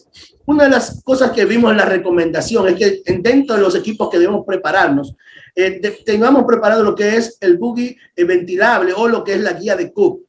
Hablamos claramente de la extubación en 3 pasos, en las cuales podemos sustituir el tubo por la guía de Cook, y podemos ir entonces ventilando al paciente, sacar el tubo, ver cómo se comporta, aún dándole suministro de oxígeno y con esta guía de Cook. Entonces vamos a darnos cuenta que en muchos casos donde hay que reintubar el paciente, la reintubación ha sido en el 90% más efectivo que cuando no dejamos ningún dispositivo dentro de la vía aérea para poder rescatarla de manera inmediata. Así lo habla no solo este estudio, que una recopilación que hizo Anestesiar, sino también estudios avalados por la última guía de manejo de intubación difícil de la Asociación Americana de Anestesiología de 2022. Por lo tanto, es importante que hagamos en nuestro escenario una guía como esta para extubar a la paciente embarazada, para hacerla en 3 pasos. Luego que vemos que la paciente puede ventilar, mantiene y no hay ningún problema, entonces podemos retirar la guía de manera satisfactoria. Siempre tener equipos y dispositivos, y claramente lo dijo la doctora Félix, tener mascarillas y hacer pruebas si estamos muy indecisos. Más de 3.000 casos de este estudio nos habla en 2010 de la anestesia intensiva, donde podíamos usar la máscara Prosil para hacer procedimientos tipo cesáreas y también para rescatar vía aérea. De igual forma, cualquier mascarilla que te ayude a poder reintubar al paciente mediante ella sería de una manera tipo Fast Track, tipo RQ, todo este tipo de mascarillas podrían ayudarnos en el manejo de la vía aérea de la embarazada y por lo tanto debemos mantenerla ahí en caso de fracasar al momento de haber extubado y tener que reintubar de nuevo a nuestros pacientes. ¿Qué hicimos entonces nosotros para revertir esa parte? Bueno, lo primero que hicimos fue revisar las guías como tal, sentarnos con el personal, con los residentes. Luego de revisar las guías y que todo el mundo sazonara esas guías y las conociera, vamos a trabajar en la simulación. Y trabajamos simulando escenarios donde se había trabajado con la extubación, ahora con todo el procedimiento. Las guías estaban, pero dentro de nuestro hospital no estaba protocolizado el procedimiento y por lo tanto protocolizamos el procedimiento de extubación a tal momento que disminuimos todos estos números a números satisfactorios. Ya en este momento el residente entiende y nuestro GMA que la extubación es un procedimiento electivo como tal que el residente también tiene que conocer y que tiene que ganarse, al igual que se gana una intubación, un bloqueo peridural, usar el videolaringoscopio, de igual manera tiene que tener el conocimiento de lo que va a hacer, cómo lo va a hacer y que las posibles complicaciones también de la extubación. Hacemos un empeño riguroso en que él conozca todo esto para entonces cederle que estube a un paciente. Parece simple extubar, pero hicimos esto y en estos 3 pasos pudimos lograr revertir esos números que vimos en ese estudio. ¿Qué quiero que no olvidemos? Primero, que existen las guías que están allí para el manejo de la extubación, que tenemos que conocer que hay 4 pasos. Primero, y lo dijo la doctora muy bien, ese plan de extubación debe estar bien regenerado, debemos prepararnos con todos los equipos necesarios, que tenemos un paciente optimizado en todos los sentidos, a nivel metabólico, respiratorio, cardiovascular, neuromuscular, que tengamos la monitorización adecuada, que es una de las cosas que a veces nos falla, quitamos todos los aparatos para extubar, no debemos tener toda la monitorización adecuada, clasificar y ver en qué riesgo está mi paciente, si es de alto riesgo para la extubación o de bajo riesgo, y saber que hay una guía para eso, para si es de bajo riesgo o es de alto riesgo. Entonces, tener un plan para la extubación, para la post-extubación. Allí vemos cuál es nuestro plan, en qué lado cae nuestro paciente, vemos las características de bajo o de alto riesgo y tomar las medidas adecuadas para trabajar con nuestros pacientes en el momento para no fallar en la extubación como tal. Es importante que nosotros hagamos énfasis en que si tenemos un alto riesgo para la extubación, hagamos una extubación despierto, que tengamos máscara laríngea, que tengamos a mano lo que es cómo rescatar esa vía aérea, que si podemos usar medicación, igual hablamos de remifentanilo, hablamos de lidocaína, hablamos de una serie de fármacos de metomidina que nos pueden ayudar a hacer una extubación satisfactoria, porque entendemos que para intubar necesitamos muchos medicamentos, pero para extubar ninguno. Y sí, son importantes para esa extubación. Y recordar que al momento de llevar a un paciente extubado y va a la unidad de recuperación, debemos explicarle a quien nos recibe el paciente qué tenemos, cuál fue realmente la dificultad, cómo fue su manejo y qué cosas se presentaron en la vía aérea para que él tenga una idea, por si acaso hay un fracaso en las primeras horas de estar ya en las horas de post-extubación, pueda él saber con qué es mejor rescatar de acuerdo a lo que se presentó en el quirófano con esta embarazada.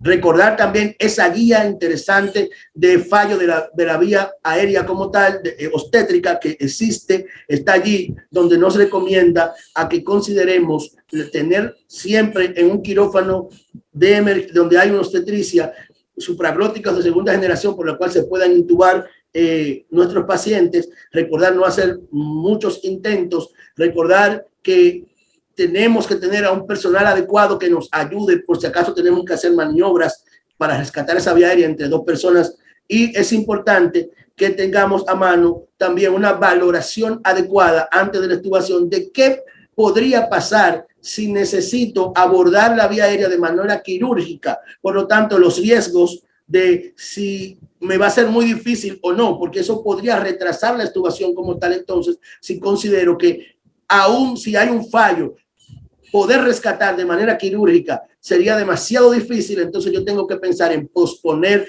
esa extubación hasta el momento adecuado de ese momento. Las guías de 2022 de la ASA, con eso termino, hay una serie que hacen una serie de recomendaciones que son de las cosas que hemos visto. Entonces, haga su plan y su estrategia. Vuelven a recalcar esa parte. Siempre va a haber una dependencia de qué procedimiento quirúrgico se realizó. Evalúe su paciente, qué preparación tuvo, prepárese, asegúrese de que haya personas capacitadas para ayudarle, evalúe los méritos de todo lo que tiene que ver la necesidad de extubar o no extubar, qué sería mejor a largo plazo. Entonces valore esa parte importante. Entonces cuando sea factible siempre utilice el apoyo de oxígeno en todo el proceso de la extubación como tal. Evaluar los factores clínicos de mucha importancia porque eso nos puede llevar a un fallo claro. Una paciente obstétrica con todos esos parámetros, con dolor o con hipotermia o con hipoxemia o con acidosis, son pacientes que no van a reaccionar de manera adecuada y por lo tanto vamos a tener fracaso en la extubación. Espero haber hecho un compendio acerca de esto y esperamos las preguntas a todos ustedes. Bien, muchas gracias. Dándole las gracias al doctor Castro, que tiene mucha experiencia con lo que son las pacientes embarazadas. Vamos a pasar a dos preguntas para terminar, para que nuestros panelistas den sus conclusiones. Bien, para todos ustedes, ¿qué tanto o en qué cantidad el uso de esteroides en los pacientes diabéticos me aumenta la glicemia? Quiero opinar primero. Realmente, bueno, doctora Félix. Adelante, Laura. Bien, bueno, realmente el análisis que debemos hacer en estos casos es más algo de riesgo-beneficio y también estar documentados de las características del medicamento que vayamos a utilizar.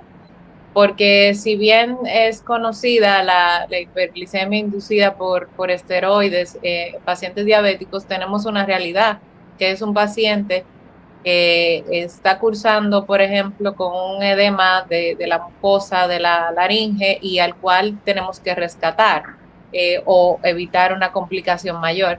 Entonces, yo entiendo que es algo más de riesgo-beneficio y de saber seleccionar el fármaco a utilizar. Doctora Félix. Lo que quería agregar era totalmente de acuerdo con Laura en situaciones como esa, en ese escenario. Uno siempre mide lo que son los beneficios que va a tener el paciente y si se produce una hiperglicemia, manejarla por esquema, porque realmente en el momento eso es lo único que tenemos a la mano para ayudarnos. Entonces yo creo que hay cosas que se van solventando en el transcurso y eso es lo que debemos. Y no solamente los esteroides aumentan la glicemia en los pacientes diabéticos en todo el mundo, porque incluso en los pacientes que no son diabéticos hay una hiperglicemia que se llama diabetes diabetes esteroidea, que es una diabetes inducida por el uso de esteroides. Entonces, en esos pacientes, incluso pacientes que nosotros vayamos a hacer, que no son diabéticos, pero están utilizando esteroides, es bueno también hacer un control hiperglucémico para nosotros saber también a qué nos enfrentamos.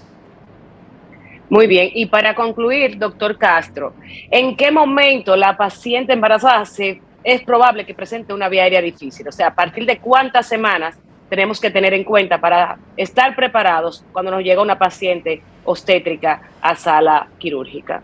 Inmediatamente después del primer trimestre ya tenemos que ir considerando que los cambios se van acentuando. Claro que en el último trimestre es donde más el útero está en crecimiento, y por lo tanto debemos considerarla vía aérea difícil ya en el último trimestre de embarazo. Hay que recordar que también luego del desembarazo, muy importante, que en los primeros días, las primeras semanas, 4, 5, 6 semanas, todavía no se ha vuelto a la normalidad todo lo que tiene que ver con la vía aérea como tal, y por lo tanto todavía no llega una paciente desembarazada y tiene un postquirúrgico o un puerperio no tan alejado, debemos considerar la vía aérea difícil. Muy bien, entonces ya para finalizar, quiero que me den sus conclusiones, doctora Félix, doctora Tolentino y doctor Castro. ¿Qué debemos tomar en cuenta al momento de extubar en nuestros 3 escenarios que usamos diariamente? Quirófano, intensivo y las embarazadas. Pues yo pienso que independientemente del escenario y el tipo de paciente, siempre la extubación debe ser un proceso planificado y tener los recursos a la mano de lo que vayamos a necesitar, porque eso es como las anestesias, los bloqueos regionales, que cualquier bloqueo regional se puede convertir en una anestesia general. Asimismo son los pacientes, a veces lo entramos pensando que son vía aérea fácil y nos resultan otra cosa. La prueba de fuga entiendo que es un aliado muy importante, fácil de realizar y que nos da unos datos demasiado seguros para nosotros extubar nuestros pacientes. El uso del manómetro, debemos hacer un uso constante de eso y que eso sea como parte de la monitorización básica del anestesiólogo, porque definitivamente que reduce mucho los riesgos de los daños que podemos producirle al paciente. Bien, de mi parte, primero exhortar que como la unidad de cuidados intensivos siempre se reserva para lo que son nuestros colegas los intensivistas, saber que hay una subespecialidad en anestesiología para intensivo y que no nos podemos divorciar del paciente simplemente porque salió intubado a la unidad de cuidados intensivos, porque este paciente tiene muchas probabilidades de ser extubado y de necesitar de nuestra capacitación, sea cual sea el escenario que se dé, luego de una extubación programada. Que tratemos de reforzar, que se tengan los recursos necesarios, que se siga investigando y aprendiendo sobre la forma más segura y de la aplicación de protocolos donde se agoten todos los pasos para que el paciente realmente corra con menos riesgos de reintubación, menos riesgos de edema, como dice la doctora, que dio toda la sugerencia del manómetro y de planificar realmente el proceso. Y así obtener, en el escenario de intensivo, luego de esas 48 horas, que estas extubaciones disminuya realmente la tasa de falla y sean extubaciones exitosas. Depende mucho del apoyo que nosotros le demos a esa área. Doctor Castro. Es así, y realmente coincido con que debemos tener claramente que esto es un procedimiento programado, por tanto debemos planear las estrategias, tenemos que tener un suministro de oxígeno adecuado y constante, aún en el momento de la extubación, evitar esa estimulación aérea, de la vía aérea como tal, para que no vengan las complicaciones, permitir adecuadamente tener todo lo que tiene que ver el mecanismo y aparatología adecuada, siendo con tubos de menor calibre y todo lo que tiene que ver el seguimiento de los protocolos, para que así, en dado caso de que tengamos una vía aérea fallida o una extubación fallida, podamos rescatarla de manera adecuada. Bien, quiero agradecer enormemente a CLASA por prestarnos su plataforma para nuestra presentación, a Evalá, en nombre de nuestro director, el doctor Guillermo Navarro, muchas gracias. A mis conferencistas, que yo sé que están súper ocupados y tuvieron que desligarse de sus compromisos personales y familiares para estar con nosotros hoy. A mis chicos de la empresa de Roe Producciones, muchas gracias. Sin ustedes no hubiese sido esto posible. A mis chicas backstage, que aunque no lo crean, tenemos aquí en Santo Domingo nuestras Evala, que no están aquí en el panel, sí no están dando soporte técnico detrás de cámara. Y a la Sociedad Dominicana de Anestesia por difundir y transmitir también junto a CLASA nuestro webinar. Muchas gracias. Pueden dejar las preguntas que faltan porque por cuestión de tiempo no nos da tiempo contestar todas. Las pueden dejar escritas aquí en el Facebook de CLASA y nosotros entramos y le contestamos con todo el gusto del mundo. Muchas gracias. Pasen buenas tardes y espero que Evalá Dominicana haya sido de mucho provecho para ustedes. Gracias.